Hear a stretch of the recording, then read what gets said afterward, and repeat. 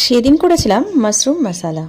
মাশরুমের নানান রকম আইটেম রেস্টুরেন্টে খেয়েছি বা অন্য কোথাও খেয়েছি, কিন্তু নিজে কখনো বানিয়ে খাওয়া হয়নি। রিলায়েন্সে সেদিন গ্রসারি শপিং করতে করতে এক প্যাকেট মাশরুমও উঠিয়ে নিয়েছিলাম। নিয়ে তো নিয়েছি, কিন্তু করবোটা কিভাবে? অন্যান্য যে কোনো রান্না করার আগেই দুই মায়ের কাছ থেকে একবার শুনে নিই কেমন করে কি করব। কিন্তু এটাতে ভাবলাম ইউটিউব দেখেই করি। নানান রকম রেসিপি সার্চ করতে করতে এই রেসিপিটাই করার মতো মনে হলো।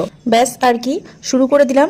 মোরলেস ওই চিকেনের মতনই করতে হবে, মানে পেঁয়াজ ভেজে তার আগে গোটা গরম মশলা এই সমস্ত কিছু দিয়ে, আর বাটা মশলার মধ্যে দিয়েছিলাম আদা রসুন আর কাঁচা লঙ্কা, বেশ কয়েকটা কাঁচা লঙ্কা, আর টমেটোটা একটু বেশি করে দিয়েছিলাম ভালো গ্রেভির জন্য। আর তাছাড়া বেসিক যে সমস্ত মশলাগুলো লাগে সেগুলোই, মানে জিরে ধনে লঙ্কা এই সমস্ত গুঁড়ো। ও, আমার বরের আবদারে আবার একটু আলুও দিতে হয়েছিল ছোট ছোট করে কেটে। শেষে একটু ঘি আর গরম মশলাও দিয়েছিলাম।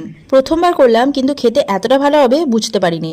আমার তো রান্না আমার ভালোই লেগেছে, কিন্তু আমার বরের এত ভালো লেগেছে বাটিটা পুরো চেটে পুটে খেয়েছে।